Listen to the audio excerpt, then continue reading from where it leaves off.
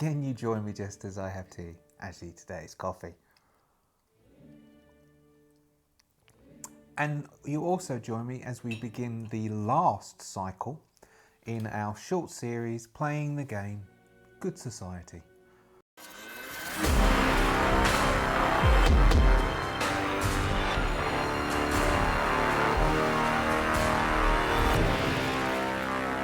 So, you rejoin me as we play our fifth session, or the final cycle, cycle 4 of our run of Good Society, the Jane Austen role-playing game that we've been playing through. This shouldn't be a very long session, I don't think, because the final cycle in the cycle of play, you drop a few of the phases out and you don't play through those.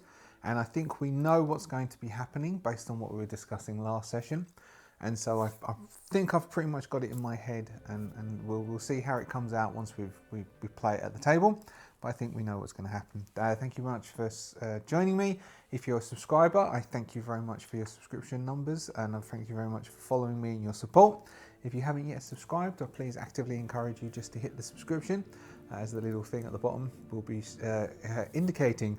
And that support is very, very gratefully accepted, and will help me a lot, so thank you very much for that. So, Good Society, awesome game. We are in our final cycle of play. We've gone through a few things. We have had Francoise and Fitzwilliam have in a light-hearted challenge, not at all demeaning anybody, to see who can get married first. We then had some attempts with Beatrice from Francoise, which was rebutted. Well, sort of rebutted in a letter. Margaret and Fitzwilliam have been building a relationship, but Edwin has got in the way and sort of scuppered that. Francoise, Margaret went to Francoise to tell him about Beatrice being attracted to Fitzwilliam, and in the process met Hilda and saw some of Francoise's life and has found Francoise quite attractive. And as a response to that, Francoise has gone and challenged Fitzwilliam to a duel, and that's what we will have in this cycle of play.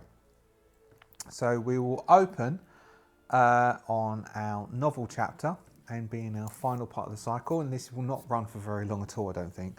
It may not even, I don't think I've done a video, a content video with less than 10 minutes, but who knows. So what I was thinking, and I was just before, so I sort of I was running through it, I sat quietly and ran through it in my head to see if I could get it to work. So I think what we'll do is we'll open on our novel chapter. At this stage, we have early morning, out on a field. We've all seen, if you've watched any of these sort of things, mist coming up. Two parties have come. We'll have Francoise and his second, and probably Fitzwilliam will have Edwin as his second. They will be talking to each other, and Fitzwilliam will probably be saying, "So what did I do?" And Francoise will be describing about Beatrice, and that's going to make Fitzwilliam go, "Oh," because Beatrice has been writing letters to Fitzwilliam. Fitzwilliam's been writing letters to Beatrice. They've been exchanging discussions about, and he's going to explain to Francoise that that's all that they've been doing, and he hasn't made any moves. And Francoise is saying, "Well, that's not what I've heard." And then they're going to go to the duel, and we will have the scene as they will stand back to back. They are Francoise is looking quite determined, and Fitzwilliam is looking quite aghast that he's having to go through with this. And would have even Edwin would be saying at the side, "You must maintain your honour, Fitzwilliam. There is, even though this man is your friend, if he has challenged you, a challenge is a challenge, and your honour is all that stands." And one of the things about Fitzwilliam is that he wants to keep his reputation absolutely impeccable, and so he doesn't want to back down from this. And his reputation would be better if he shoots Francoise and just doesn't go to kill him.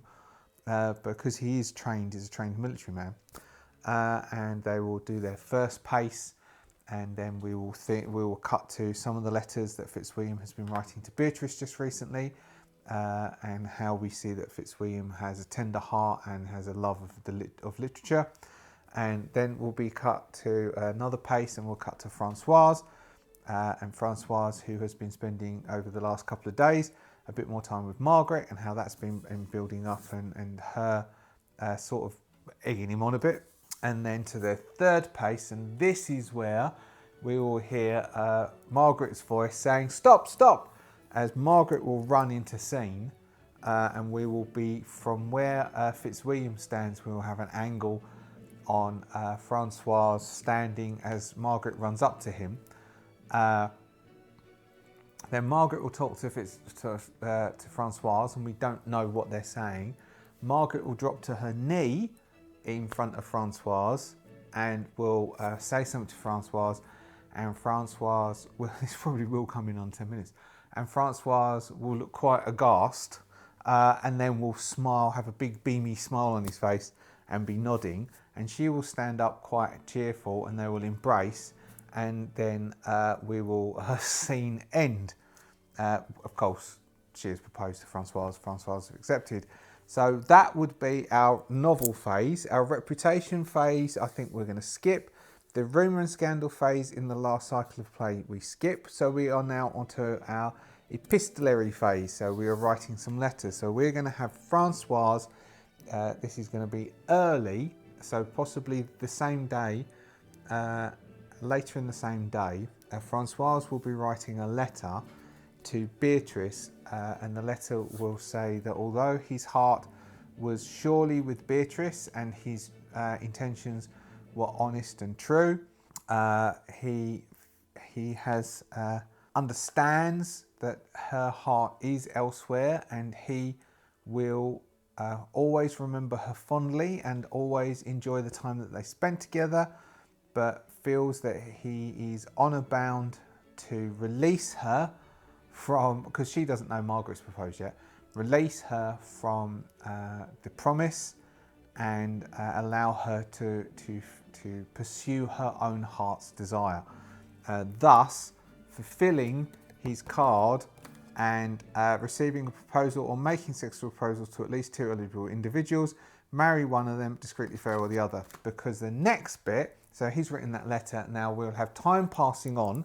and we will have Beatrice, but it really is going to be that long. Beatrice is going to now be writing a letter to Fitzwilliam, and Beatrice is going to say that, so we're now going to do our standard scene switch, where time has progressed on. So she is going to be saying to Fitzwilliam that she incredibly has enjoyed the time that she's been spending with him since Margaret and Francois' wedding. Cut to her memory as she's writing this letter of their wedding and the happy scene of them leaving the church, petals and stuff. We're not doing the double wedding. Mandy asked me, "Are you doing a double wedding?" No, we're not going to do the standard double wedding trope that all BBC adaptations of all Jane Austen stories seem to have, and I haven't reached the end of actually reading one yet, so I don't know whether they do have double weddings, but I'm about 3/4 of the way through Pride and Prejudice. I'll get to find out if there's a double wedding, because I think Pride and Prejudice has a double wedding at the end of it. Sense and Sensibility definitely has a double wedding at the end of it. Even the film adaptation with Emma Thompson, that's got a double wedding. And Keira Knightley, is she in that one? No, it's not Keira Knightley, is it? No, it's someone else, but it's not Keira Knightley. Keira Knightley isn't in that one. That has a double wedding at the end of it. Not a double wedding.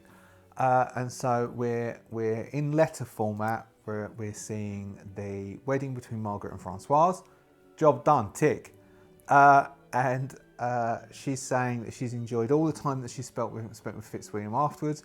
We'll have a couple of walks in the garden, another tea party, maybe an invitation to dinner, a picnic, all with other people as well. But Fitzwilliam and Beatrice spend lots of times, lots of books in these Vaseline edged, as it used to be done back in the day.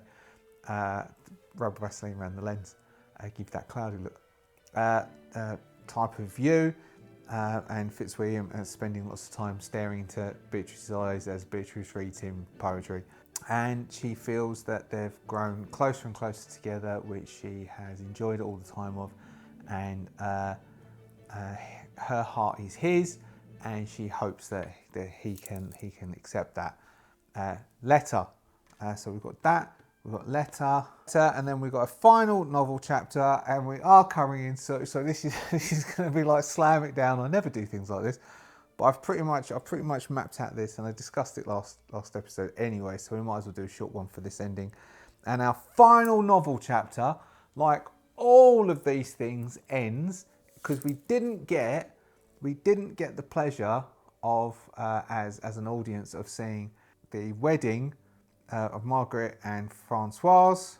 So instead, we get to see our final chapter is going to be an event, and the event will be lots of people standing around having. So we're going to have Hilda and Edwin will be having a chat, and then we'll have Fitzwilliam's mother. We're going to have Francoise and Margaret are going to be standing around.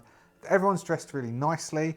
Margaret and Francoise are going to be happily talking to each other, arm in arm, saying, and all of the conversation is all alluding to waiting for them to come out.